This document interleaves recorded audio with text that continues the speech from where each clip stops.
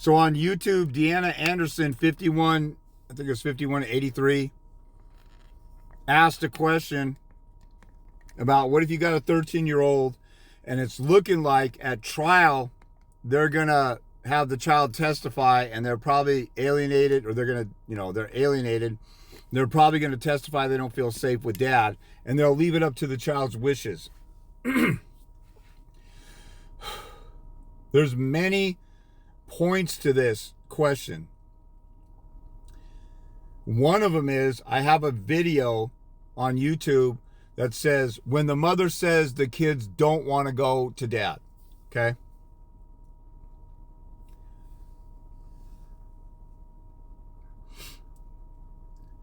That talks about the argument that no child comes out of the womb and is born hating a parent. Children don't reject parents. Even kids who are abused by a parent. I grew up in an alcoholic home. My mom's side of the family, her parents used to bash my dad and talk bad about him. And I hated that. Even though my dad was crazy when he was drunk, he wasn't, volatile and crazy, physically abusive stuff, but he was just a different person. And so I knew that wasn't him. But I was a kid, I still loved my dad, and he was my dad. So kids, even in bad situations, they don't reject their parents. They still hope for a restored, loving relationship. So if a kid doesn't feel safe with the parent or doesn't want to go with the parent, and there's no proof, and Deanna asked that, and there's no proof of any the kid being unsafe with the father. So there's all that and no proof. Then we're just supposed to rely on what the kid says. So the kid doesn't want to go with the father. I would ask a mother on the stand, if this is going to be trial, I would ask the mother on the stand, I would ask the mother and set her up and ask her, okay, who's the most influential person in the child's life? Oh, it's me. Do you have a good relationship with the kid? Yeah. Does the kid obey you? What kind of duties do you have for the kid, chores and things like that? Or what, this and that. Okay, what if the kid doesn't want to get up and do their chores or doesn't want to go to school? And how do you deal with conflicts? Oh, the kid listens to me, or I just have to do this. Or how do you discipline? And you hype up this mother where the kid listens to whatever she says. And then you ask her, do you honor the father in the child's presence, or do you encourage the child to respect the father? Yeah, I do. Okay. So then the child doesn't listen to you because the child is saying that they don't want to go with the father. Now, this one is saying in case it's unsafe, you'd have to ask the child on the stand or prove that there's any kind of danger. So if my point is, if the mother's influential, then the mother would encourage the relationship, then there should be no negativity.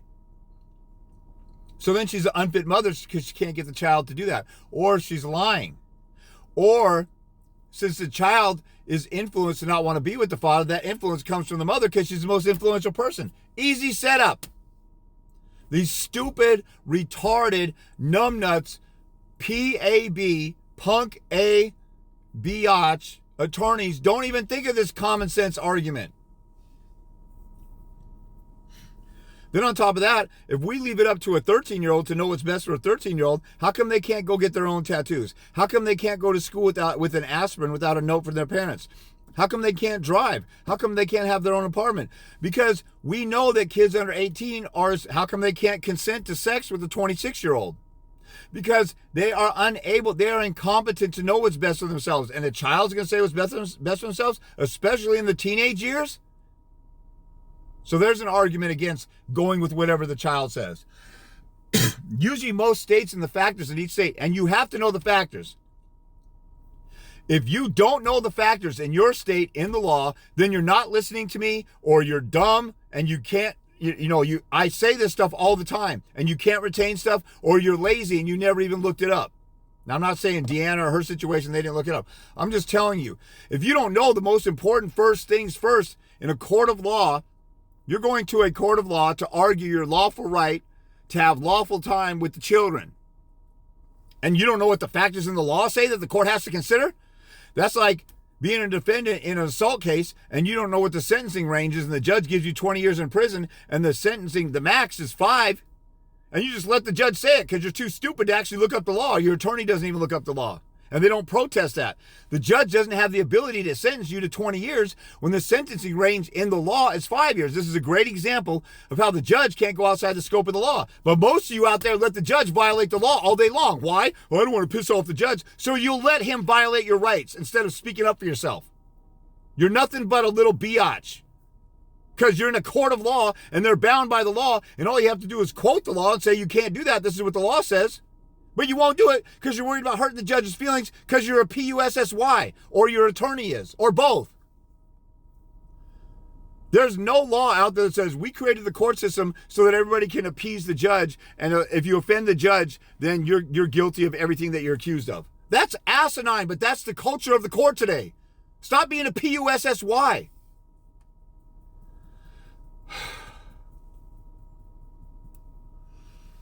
Don't just stand up for yourself, stand up for your kid, because your life with your kid is on the line with this stuff.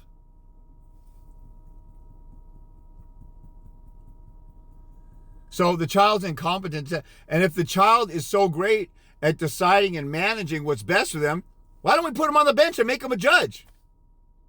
See, when one side says something and it's ridiculous, take it to the extreme and flip it around and apply it to something else to make it more ridiculous. This is the art of being an attorney, painting a colorful picture in court.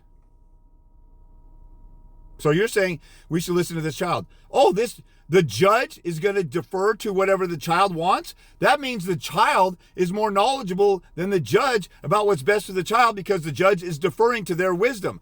If that's the case, this judge should relinquish the bench to the 13-year-old because he's so smart and great. Let's resolve all the conflicts and problems and let's put the 13-year-old on the bench. That would sound ridiculous, but that's exactly what they're saying. Take their words to the ridiculous end.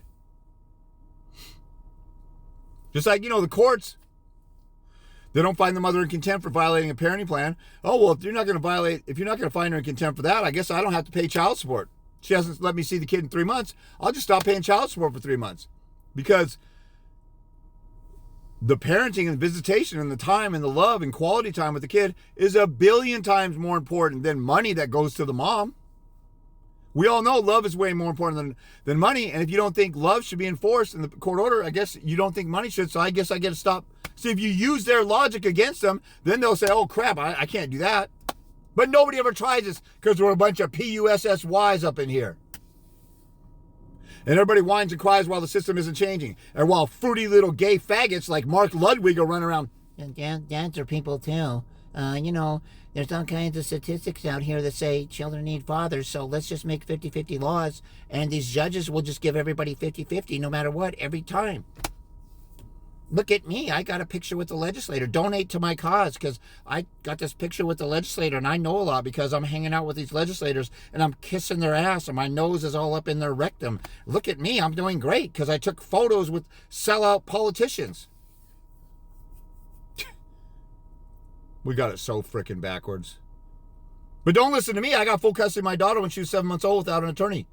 I destroyed one of the most aggressive, craziest attorneys you will ever see.